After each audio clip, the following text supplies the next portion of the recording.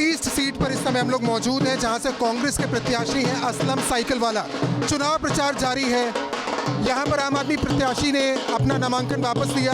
BJP की ओर से अरविंद राणा है और हम असलम से बात करते हुए आगे बढ़ेंगे। असलम, स्वागत है आपका भारत एक्सप्रेस पर। मेरा पहला सवाल असलम आपसे ये है कि चुनौती इस बार 2017 के मुकाबले अलग है और कई तरीके से आकलन उसका किया जा रहा है। उसमें आम आदमी पार्टी के फैक्टर को भी जोड़ा जा रहा है, वो यहाँ पर नहीं है। ऐसे में जब आम आदमी प्रत्याशी ने अपना नामांकन वापस लिया, आपने इसे किस तरीके से लिया? आप मानते हैं कि सीधी लड़ाई से आपको फ़ायदा था त्रिकोणीय मुकाबले से? देखो, पहली बात, हमारी लड़ाई भाजपा और आरएसएस के खिलाफ है, उसकी विचारधारा के खिलाफ है। उसके जो प्रजाहित के मुद्दे हैं, वो मुद्दों पे वो लोगों का ध्यान नहीं देते हैं। जैसे महंगाई बढ़ी, शिक्षण का, बेरोजगारी का, आरोग्य का, ये सब मुद्दों को लेकर हम प्रजा के बीच जा रहे हैं। और पर्टिकुलर ये विधानसभा की बात करूँ तो इसमें 5 साल का कार्यकाल धारासभ्य जो अरविंद राणा जी थे एमएलए, वो बिल्कुल असफल रहे हैं। उनका कार्यकाल बिल्कुल असफलता से भरपूर रहा है। उन्होंने यहाँ आसान धारा एक लगाया हुआ, पूरी सिटी के अंदर, पूरी कॉन्स्टिट्यूंसी में आसान धारा है कि कोई भी मिलकत उसकी मर्जी से बेच नहीं सकता है, सरकार की मर्जी के बिना। सरकार से परमिशन लेना पड़ती है। अब वो लगाना का यहाँ ज़रूरी नहीं था, तो भी लगा दिए। आज एवरेज हर शहर के अंदर, हर जो शहरी है उसके 30% मिलकत बेचने को लोग तैयार है, पर कोई ख़रीदने वाला नहीं। ख़रीदने वाला भी तैयार है पर ले नहीं सकते। और जो अरविंद राणा के पास या भाजपा के चेले चमचों के पास जाएगा तो उसकी मिलकत को क्लियरेंस मिल जाता है, एनओसी मिल जाता है। कोई कॉमन आदमी जब उसके लिए दौड़ता है तो उसको क्लियरेंस नहीं मिलता है।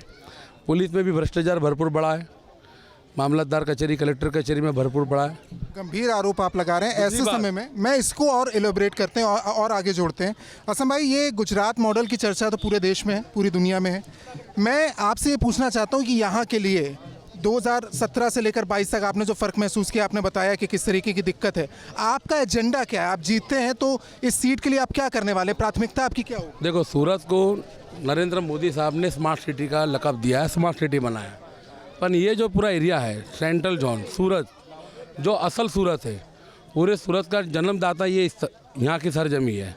आज तुम देख लो कि यहाँ स्मार्ट सिटी किसी को बोले या तुम भी कहीं देखने को जाओ तो ढूंढने से मिलती नहीं है और शर्म महसूस होगी कि स्मार्ट सिटी इसको बोलते हैं। यहाँ पर जो प्राथमिक सुविधा होनी चाहिए कॉरपोरेशन की, वो बिल्कुल नहीं है। कई सालों से रोड नहीं बने, गलियों में पत्थर नहीं बैठे, 20-20 साल हो गए।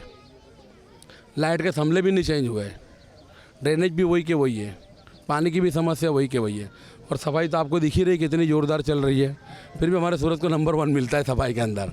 अच्छा, जैसे कल प्रधानमंत्री मोदी की रैली हुई यहाँ पर, बीजेपी के समर्थन के लिए पहली बार 25-27 किलोमीटर वो चले 10 विधानसभा क्षेत्रों में। एक सवाल उठ रहा है कि कांग्रेस का शीर्ष नेतृत्व अगर साथ दे लोकल प्रत्याशी का तो स्थिति बदल सकती है। ये आप कैसे देखते हैं जब बोला जा रहा है कि कांग्रेस आलाकमान नदारत? देखो, मैं पूर्व विधानसभा में कांग्रेस के हाईकमांड ने मुझे कहा कि क्या मुझे चाहिए, हम आने तैयार हैं। पर हम ये साबित करना चाहते हैं, यहाँ पे ये बताना चाहते हैं कि यहाँ के कार्यकर्ता में भाजपा विरोधी जो मानसिकता बना के बैठे हैं, आरएसएस विरोधी मानसिकता, उनमें इतनी ताकत है कि हमको किसी बड़े नेता की ज़रूरत नहीं कि हमारे साथ चले। ये सब कार्यकर्ता नेता जो चल रहे हैं ना, ये भाजपा का घर बिठा देंगे। मैंने उन नेताओं से भी बात की है जो कांग्रेस छोड़कर बीजेपी में आए नेक टू नेक फाइट के बाद। 2017 का मुकाबला अलग था और उसमें अल्पेश से भी बात की, हमने हार्दिक से भी बात की, जिनका ये कहना था कि कांग्रेस आला कमान साथ नहीं दे रहा और ऐसे मुद्दों को उठाता जो गुजरातियों को पसंद नहीं आते। और मैं ये आपसे जानना चाह रहा हूँ, क्योंकि आप यूथ कांग्रेस से हैं, तो लगातार कांग्रेस से जुड़े रहे, क्या वजह है कि वो जो आरोप लगते हैं उस पर पुराने कांग्रेस के नेता चुप्पी साधते हैं? कोई एक सीधा जवाब नहीं देता कि आला कमान ऐसे नेताओं को सपोर्ट नहीं करता जो अपना एक जनाधार बना रहे हैं, जिनमें आप भी? नहीं, ऐसी कोई बात नहीं। देखो, कांग्रेस ने जब सीए एनआरसी का मसला आया तब भी हमारे साथ खड़ी थी। ट्रिपल तलाक का मसला आया तब भी माइनॉरिटी के साथ खड़ी है। यूनिफॉर्म सिविल कोड का है तब भी कांग्रेस का स्टैंड बहुत क्लियर है, वो माइनॉरिटी के साथ खड़ी है। दलित, आदिवासी, माइनॉरिटी के लिए हमेशा कांग्रेस खड़ी रही है। पाटीदार समाज का भी आंदोलन चलता था तब कांग्रेस उनके साथ भी खड़ी थी। दलितों का आंदोलन चला, कांग्रेस उनके साथ भी खड़ी रही। ओबीसी का आंदोलन चला, उनके साथ भी खड़ी रही। ये कोई बात नहीं है, ये बात बेवजह की है कि भाई कांग्रेस आलाकमान सपोर्ट नहीं करता है। यहाँ पर हमने ये तय किया है कि हम बताना चाहते हैं कि भाजपा को ये कार्यकर्ताओं में इतनी हिम्मत है, ताकत है कि हम इनके बल पे उसको घर बिठा सकते हैं। शुरुआत आपने की। एक सवाल मेरा आपसे, क्योंकि माइनॉरिटी वोट बैंक की तरह जब तब्दील होता है और ये चुनाव के दौरान, तो ये शब्द भी बहुत लोगों को पसंद नहीं आता, लेकिन ये सियासी हकीकत है। अभी जो अलग अलग पार्टियां आती हैं वो इसी वोट बैंक को एड्रेस करना चाहती हैं। जो कांग्रेस का पारंपरिक वोट बैंक है उसमें आम आदमी पार्टी भी है, AIMIM भी है, और भी अलग से कैंडिडेट खड़े हो जाते हैं। ये आप चुनौती मानते हैं कि ये वोट बैंक बढ़ता है जिसकी वजह से? नहीं, देखो, आम आदमी पार्टी तो है ही नहीं, तो उसके बारे में कुछ बोलना ही नहीं चाहता हूँ। मैं गुजरात के लिए तो आप बोलेंगे, आप गुजरात के। मैं अभी सिर्फ मेरी कॉन्स्टिट्यूंसी की बात करता हूँ, क्योंकि आम आदमी है, इसके लिए क्या बोलूँ। रहा सवाल AM या दूसरे अपक्ष, सूरत के जो मुस्लिम हैं बहुत समझदार है, बहुत जागरूक है, और डिपॉजिट तो दूर की बात रही, ये 3 डिजिट में भी वोट लाए तो मुझे याद करना आप। असलम भाई, आखिरी सवाल मेरा आपसे, मैंने आपसे जब शुरुआत की तो ये पूछा कि समस्याएं क्या हैं, और आपने गिनाया भी कि अरविंद जो MLA हैं उन्होंने कुछ किया नहीं। मैं 3 एजेंडे आपसे पूछना चाहता हूं कि यहाँ की जनता और बाहर जो लोग सुन रहे हैं आपको, इस सीट से आप जीतते हैं तो पहले 3 काम की प्राथमिकता आपकी क्या हो? देखो, पहली बात तो जो यहाँ प्राथमिक सुविधाएं लोगों को संतोषकारक नहीं मिल रही है, वो किसी भी हाल में संतोषकारक मिले, और ये स्मार्ट सिटी है वो कान खींच के भी करवाएंगे तंत्र के पास।